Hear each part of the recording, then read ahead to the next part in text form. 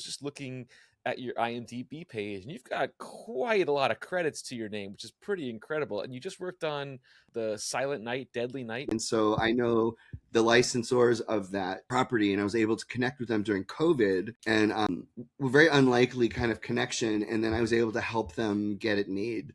And so for a That's guy like me who like loved horror movies and had t-shirts like, like this back when I was rooming with, Mark Spera and all of that, for a guy like me to remake Silent Night, Deadly Night is one of the highlights of my career. it's pretty incredible, though. Now, let me ask you, we'll go back to FDU for a minute there. So, did you study film at FDU? No. Really? No, I didn't. I was an English writing major, and that's what I did.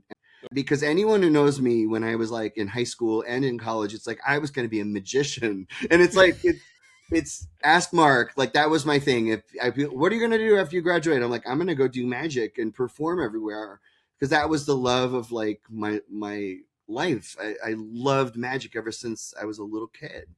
And so I did magic throughout 4 years at FDU, and all the talent shows and the theater club, and I was just magic. And so I had no interest in doing anything else. And then I graduated and I did that for a while, and then I got bored with it. I was in the middle of a show on stage at a college, and I was like, I think I'm done with this. The fire wasn't there. So it was a big fundamental shift in what I wanted to do. And ultimately figured out that I should be in LA. And then I found producing. That's what I found I was really good at. And by the way, I still do magic. I'm a member and performer at the Magic Castle, but it's like 5% of what I do. So the rest of it It's is producing. it's do it when you want to do it, not because you have to do it, kind of thing.